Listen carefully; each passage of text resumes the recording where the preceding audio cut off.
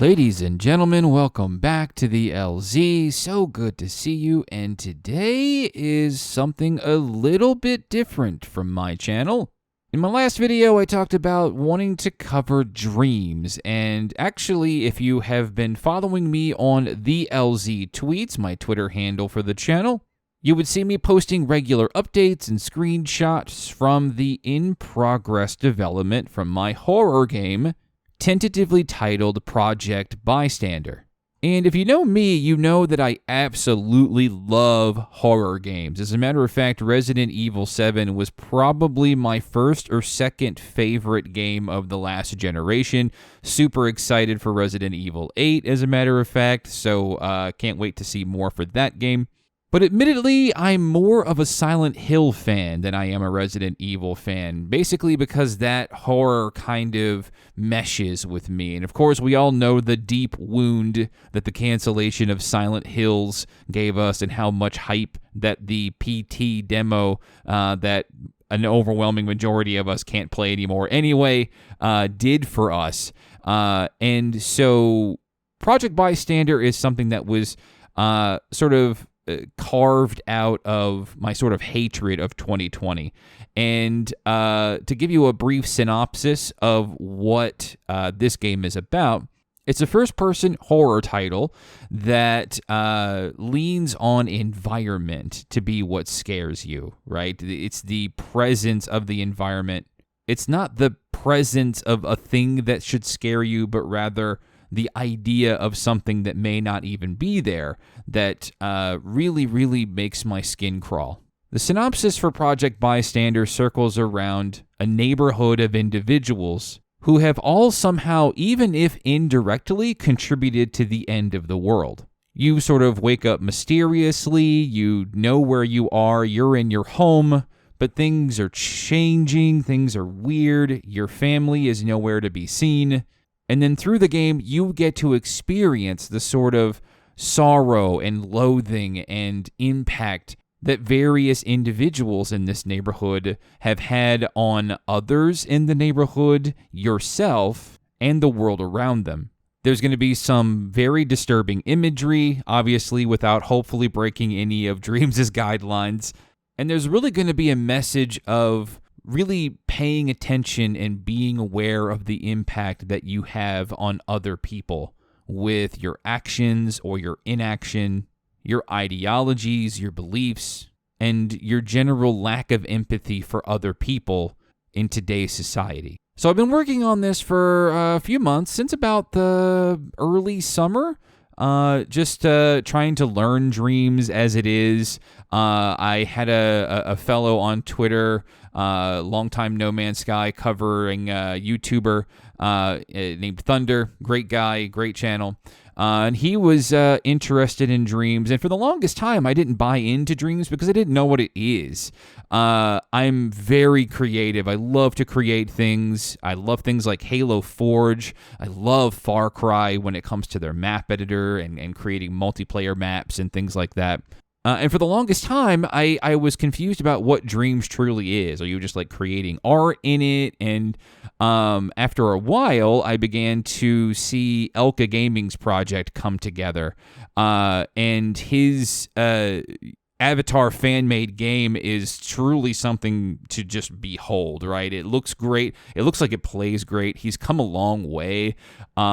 I've been using Elca quite a bit as sort of my personal teacher to help walk me through that. He has access to the project as well, and he's been helping to help me understand how logic in Dreams works. Dreams definitely has a learning curve. Obviously, you don't need to go to a university to earn a degree in Dreams. As a matter of fact, Dreams does a really good job of walking you through how its basic tools and functionalities works, and then you really obviously need to invest a lot of time. So it does ask a lot of you in the beginning, and as long as you can get past that hump, right? If you can invest the time to understand Dreams, if you're a creative person like me, you like to create, you like to build things, you like to sort of tell a story, right? I've played things like RPG Maker and things like that. I enjoy art. But as you can see in my game here, the design philosophy that I'm following is a smaller space. It's not a huge open world or anything like that. It's a hub world, but it does come with a design philosophy that the game levels are smaller, right? So it's not open like Elca's project or something like that. So this will enable me to make things look a little more photorealistic, carry a little more design philosophy that has things look less flecky and less cartoonish and have it be a little bit more real. And this is obviously running on the PS4 as well. I don't have a PS5 yet. I can't wait to get a hold of that, and I can't wait to finish this game so that it can, exist on both platforms as well, because that's kind of what I'm shooting for. I would love to see them on both, with obviously PS5 maybe having a sort of PS5 version that runs better, looks better. But Dreams has been really addicting for me, right? I all but left games like Far Cry 5 behind when I started to understand how this game's work. And in this video here, you actually see some sculpting taking place. I'm making just, like a bottle of Palmolive or something, not sponsored, but a bottle of dish soap and a scrubby sponge, right? To help kind of add some detail. So I know there's a lot of people who are confused about what Dreams is and does, but what you are seeing here is exactly what it does, right? I was worried about Dreams' limitations, right? And it certainly has limitations, right? You can only have but so much going on in a scene at one time, and of course, how much of that is happening is dictated by you and how you want to design it. Obviously, it does come with a little bit of control and maybe a tad bit of sacrifice to how much you can and can't do, but it also has a lot of elbow room in helping you accomplish some pretty ambitious things if you're smart about what you're doing, right? Like if you see all these tiles in the kitchen and dining room floor, they are the same tile. Now, of course, I still have to mix that up a little bit, but you'll notice that there are a couple of different types of tiles. There's at least two, because it's the same tile. It just looks different when you flip it over.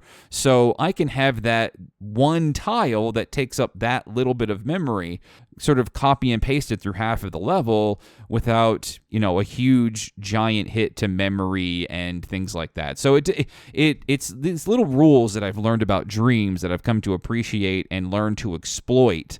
Like the dining room chairs are largely made of about 75% one part. And so it takes a little bit of extra work and things like that, but once you have sort of mastered that and understand the design philosophies, man, Dreams is overwhelmingly addictive. And if you're a creative person, and if you've ever just sat back and said, man, I'm creative, I really want to make my own game, I really want to be a part of a group, because you can do that. You can do group development efforts with this too. You can start a project, add people to your project, and have them sort of working out things in the game world and logic and design and animation and things like that. It really is something.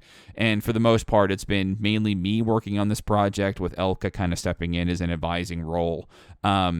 Absolutely phenomenal, and I look forward to sharing more with this as soon as there's a whole lot more to show. But I wanted to talk about Dreams for a moment. It's not really an oddly specific video to anything, but I really want to talk more about Dreams in 2021, aside from things like No Man's Sky and more industry news coverage and things like that. And I also know that there's a huge, sort of creatorverse in Dreams that really loves to cover this game. They love to give insightful tutorials. There's several YouTubers that I've pretty much been binging ever since I started my development in Dreams, and they've been wildly helpful in helping me understand that. So if you're considering picking up Dreams, if you want to make your own project, you want to start building and making a game or making scenes or little movies or whatever, Dreams can do all of those things. It's just the only challenge is really just you taking the bandwidth to be able to spend the time to understand it, right? Once you get over that learning hump and you start to understand what's happening, and you sort of understand the rules of Dreams, then you can create almost anything. I mean, I am further coming along the more I play around with Dreams and the more I develop in it, that I don't need anybody else's help, or I don't need a tutorial from YouTube or something like that to get me to understand how something works. And when I do that, and when Dark Souls, making something in Dreams is like the Dark Souls of creating video games for me, because once you sort of understand the rules and you make something happen, like a blinking microwave light, all by yourself, you have mastered something, and you've mastered and understood the rules of how something works in this game. And